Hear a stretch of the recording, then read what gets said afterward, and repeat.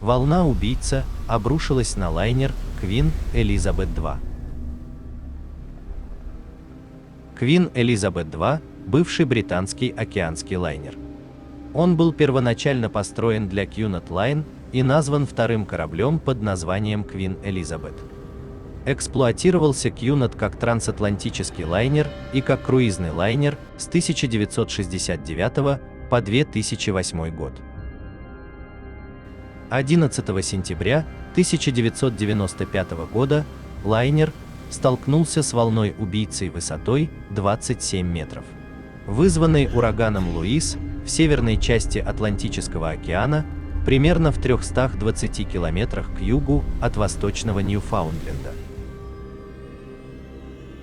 С огромной силой над носом корабля пронзила невероятная дрожь, за которой через несколько минут последовали две меньшие дрожи. Носовая часть корабля упала в дыру желоба за первой волной и была поражена второй волной высотой до 90 футов, которая очистила мачту прямо от носовой палубы. Пассажирам и экипажу повезло. Никто не пострадал. Океанский лайнер Queen Elizabeth II сильно пострадал в этом путешествии. Весь рейс был ветреный и штормовой. Диапазон движения был невероятным. Многие люди, в том числе и капитан, отмечали необычное движение корабля. Капитан Уорвик сказал на приеме Cunard World Club, что это был один из самых сложных переходов, которые он испытал за всю свою карьеру. Настоящее волнение пришло утром, когда буквально выбросило пассажиров из постели. Корабль столкнулся с 90-футовой волной, которая врезалась в дверь, ведущую на погодную палубу. На корабль хлынула вода, и людям в кают-компании и камбузе пришлось спасаться бегством. 2 члена экипажа были ранены, а передний камбуз сильно поврежден. Вода была повсюду, попала в пространство между ван-дек и ту-дек и начала проливаться дождем в пассажиров и каюты. Компьютерный центр был затоплен, и пассажиров на двухпалубной платформе пришлось переместить вперед. Каюты, которые находились максимально далеко впереди на первой палубе, вода не попала, но ковер снаружи в коридоре был полностью пропитан водой. Лайнеру пришлось снизить скорость до 6 узлов, чтобы не допустить удара очередной волны, которая затопила бы верхнюю палубу и захлестнула бы корабль. Он плыл со скоростью от 6 до 8 узлов в течение 4 часов, чтобы поддерживать стабильность.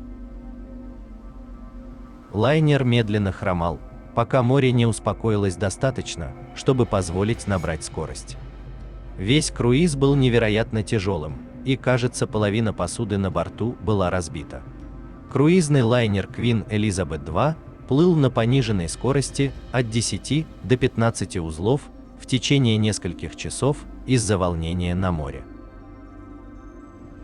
В дополнение к повреждению водой из-за двери погодной палубы, Queen Elizabeth II дал течь повсюду.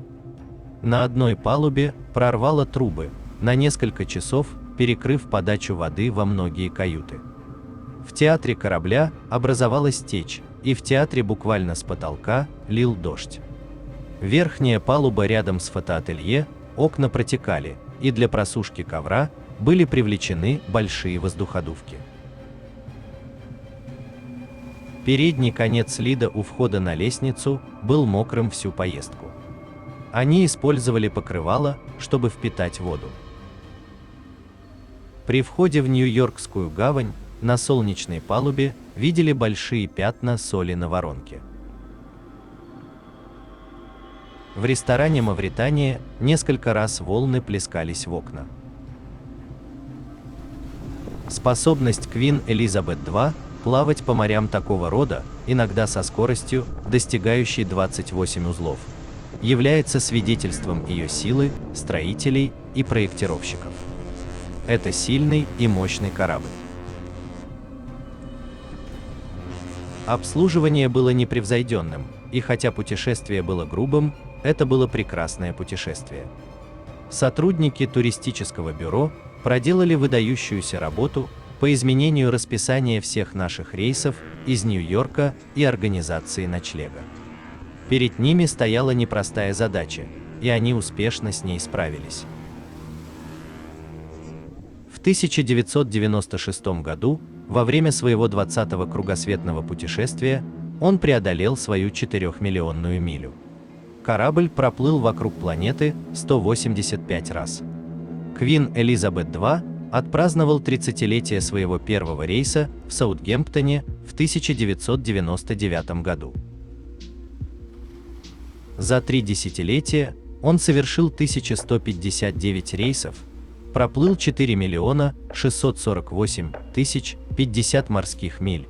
Это 8 миллионов 608 тысяч 190 километров и перевез более 2 миллионов пассажиров.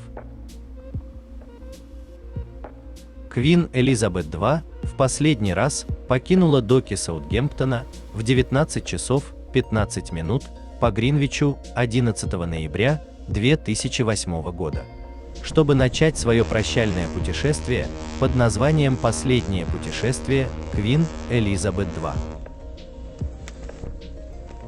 После покупки его за $100 миллионов США 26 ноября ее право собственности перешло к Knockhill Properties, компании Dubai World.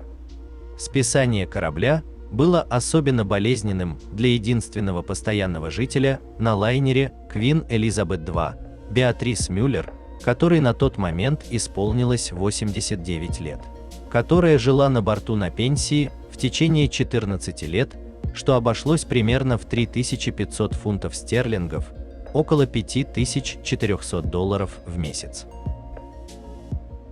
На момент выхода на пенсию Queen Elizabeth II проплыл 5,6 миллиона миль, перевезл 2,5 миллиона пассажиров и совершил 806 трансатлантических переходов. В сентябре 2017 года исполнилось 50 лет со дня запуска лайнера. Чтобы отметить это событие, Cunard Line, бывшие владельцы корабля, организовали памятный рейс на борту МС Queen Elizabeth, круиз продолжительностью 17 ночей с особыми мероприятиями и тематическими днями. 18 апреля 2018 года корабль был капитально отремонтирован. Более 2,7 миллиона часов было потрачено на работы по модернизации и перестройке корабля, чтобы он соответствовал гостиничным стандартам. Это включало полную перекраску корпуса и замену регистра Порт-Вилла на Дубай на корме. Корабль был продан в мае 2022 года французской гостиничной группе Accor. Accor объявила о планах дальнейшего ремонта судна. После завершения на корабле будет 447 гостиничных номеров для публичного бронирования.